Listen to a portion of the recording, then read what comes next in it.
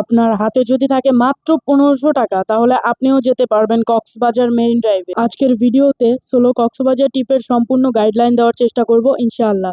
তাই সম্পূর্ণ ভিডিওটি না টেনে দেখার অনুরোধ রইল। আসসালামু আলাইকুম, আমি রূপ ইসলাম। আজকে চলে আসলাম নতুন আরেকটা ইন্টারেস্টিং ব্লগ ভিডিও নিয়ে। তাহলে চলেন কথা না বাড়িয়ে শুরু করা যায়। কক্সবাজার আসলেই সবাই শুধু কলাতলি, সুগন্ধা, লাবণী পয়েন্ট ঘোরাঘুরি করেই চলে যায়।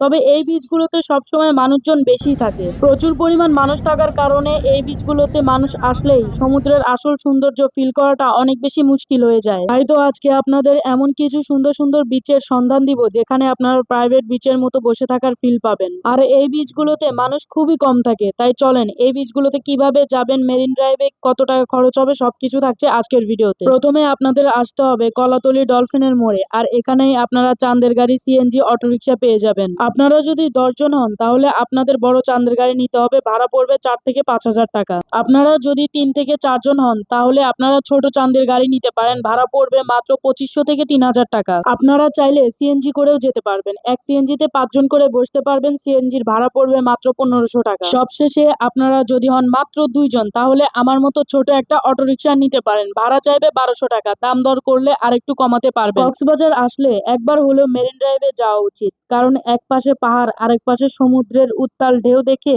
কক্সবাজার ভ্রমণের প্রকৃত সৌন্দর্য আপনি উপভোগ করতে পারবেন। মেরিন ড্রাইভ উপভোগ করতে করতে প্রথমেই আপনাদের চলে আসতে হবে পাটোয়ার টেক বিচে। পাটোয়ার টেক তার শান্ত ও নিরিবিলি পরিবেশের জন্য বিখ্যাত, যেখানে পর্যটকরা সমুদ্রের নীরবতা ও প্রাকৃতিক সৌন্দর্য উপভোগ করতে পারে।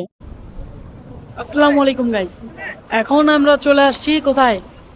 Patuar take beach. এই বিচটাতে যারা আসছেন তারাই জানেন যে এর সৌন্দর্যটা ঠিক কতটা। এই পিছনে দেখতে পারতেছেন, পিছনে কিন্তু এটা পাহাড়, ঠিক আছে? এটা কিন্তু পাহাড়। এই যে আমার পিছনে এটা হলো পাহাড়, পাহাড় আর হলো আমার সামনে আছে সমুদ্র, সমুদ্রের উত্তাল ঢেউ, বাতাস, মানে এত মনোরম যেটা বলার মতো না। খুব সুন্দর লাগতেছে, অনেক এনজয় করতেছে এখানে আসার পরে।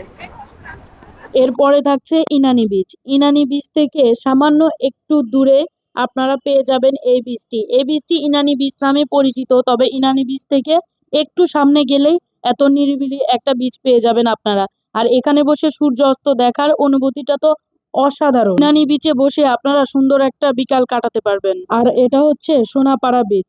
এখানে প্রাকৃতিকভাবে গড়ে ওঠা সৈকত, ম্যানগ্রোভ বন এবং পরিষ্কার পরিচ্ছন্নতা দেখা যায়। এখানে পর্যটকদের ভিড় কম থাকায় এটি প্রাকৃতিক শান্ত রূপ উপভোগ করার জন্য উপযুক্ত একটি স্থান। এই জন্যই আপনারা সোনাপাড়া দ্বীপে আসলে প্রাইভেট বিচের মতো একটা ফিল পাবেন। অনেক সুন্দর না জায়গাটা? এটা পুরোটা একটা ব্রিজ, আর এটা একটা প্রাইভেট বিচ বলা যায়। এখানে মানুষ খুব কম থাকে, ঠিক আছে? এখানে মানুষজন অনেকটা কম থাকে, যে কারণে এই বিচটা অনেক সুন্দর লাগে। আর সব থেকে বড় কথা, এই বিচের পানিগুলো অনেক নীল, তাই দেখতে আরো আকর্ষণীয় লাগে। এই বিচের পানিগুলো অনেক বেশি পরিষ্কার এবং অনেক বেশি নীল। এছাড়াও এই বিচে বিভিন্ন ধরনের পাখি, কাঁকড়া এবং অন্যান্য ধরনের সামুদ্রিক প্রাণীর দেখা মিলে।